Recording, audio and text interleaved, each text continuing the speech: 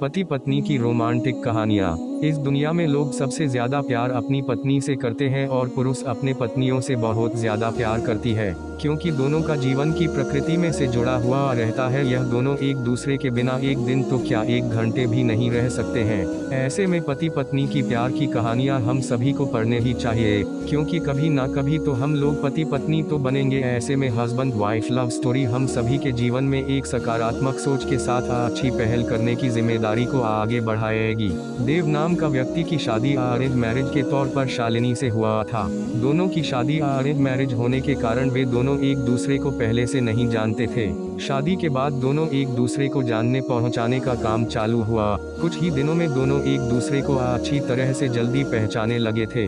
जब दोनों में अच्छी तरह से पहचान हुआ, दोनों एक दूसरे को समझने लगे थे, तो देव को लग रहा था कि उसे एक बेहतर ही पत्नी मिली है, क्योंकि उसे पूरी तरह से समझने के बाद उसे समझ में आ गया था कि लव मैरिज करना कोई ज़रूरी नहीं है, अरेंज मैरिज में भी अच्छी पत्नी मिल जाती है। दोनों की नई शादी हुई थी, इसी कारण से दोनों एक दूसरे को अच्छी तरह से समय देते थे। उसके बाद दोनों एक दूसरे के काम में हाथ बटाया करते थे। पति पत्नी दोनों में खूब ज्यादा प्यार होने लगा था। अब उसकी पत्नी भी देव को समझ गया था और उसे किसी भी प्रकार का कोई काम या किसी प्रकार की कोई सामान जरूरत पड़ने से पहले ही उसकी पत्नी उसे के सामने हाजिर कर देते थे।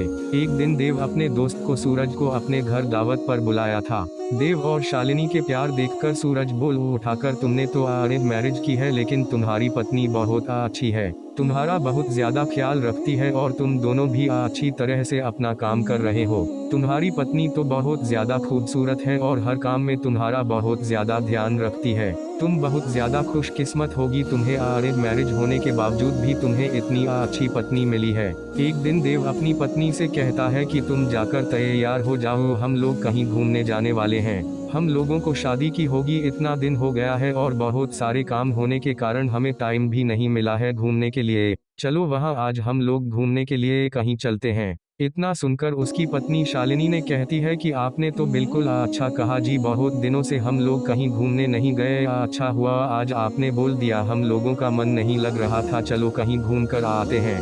दोनों एक कार में बैठकर घूमने के लिए निकल पड़ता है। रास्ते में जब हाईवे पर गाड़ी जाती है तो उसे एक बड़ी गाड़ी में टक्कर होने के कारण दोनों दुर्घटनाग्रस्त हो जाते हैं। देव को जब हो जाता है तो वह हॉस्पिटल में था। जैसे ही होश में जाता है वह अपनी पत्नी को ढूंढने लगता है। तभी को अपनी पत्नी को ढूंढते ढूंढते दूसरे कमरे में चली जाती है, जहां वह देखती है कि उसके सर अथवा पैर में तो दोपहर में बहुत ज्यादा चोट आई है। देव घबराकर डॉक्टर से पूछता है कि मेरी पत्नी की तबीयत ठीक तो है, क्या वह सही हो जाएगी ना? तभी डॉक्टर कहता है कि तुम्हारी पत्नी की पैर की नसों में ज्यादा खून निकलने के कारण पैर को काटना पड़ा है, वह नहीं चल सकती है। इतना सुनते ही शालिनी की आंखों में आंसू आ जाता है और कहता है कि मैं तो आपके ऊपर अब बोझ बन गया हूँ। उसके बाद देव कहता है कि ऐसा कोई बात नहीं है, इतने दिनों से तुमने मेरा ख्याल रखा था, अब मेरा फर्ज बनता है कि मैं भी तुम्हारा ख्याल रखूंगा। अब दोनों साथ मिलकर अपने घर की तरफ रवाना हुआ। घर जाकर दोनों एक दूसरे के बिना ना रहने की कसम खाई थी। फिर उसके बाद फिर वह अपनी जॉब को छोड़कर घर से ही वर्क टू होम मतलब के वर्क फ्रॉम होम किया करता था। साथ ही घर रहकर अपने पत्नी की मदद तथा उसके देखरेख में उसका मदद किया करता था।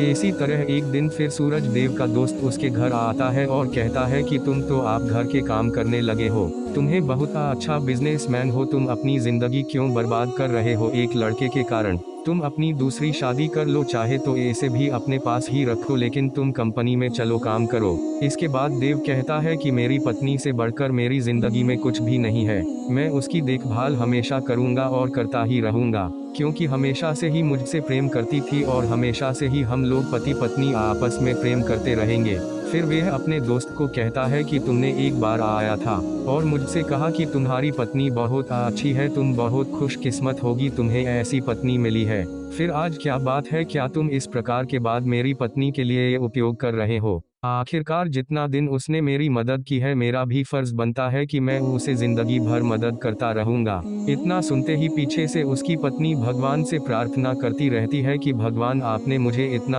अच्छा पति दिया है कि मैं इसका शुक्रिया कैसे अदा करूंगी। और वे सदा के लिए एक दूसरे से प्रेम करते रहे और अपनी जिंदगी को आगे बनाते रहे। इसलिए मेरा मानना है कि पत्नी चाहे जैसे भी हो उसे कभी नहीं छोड़नी चाहिए, और पत्नी को कोई तकलीफ होती है तो उसका साथ देना चाहिए न कि उसके साथ छोड़ना चाहिए।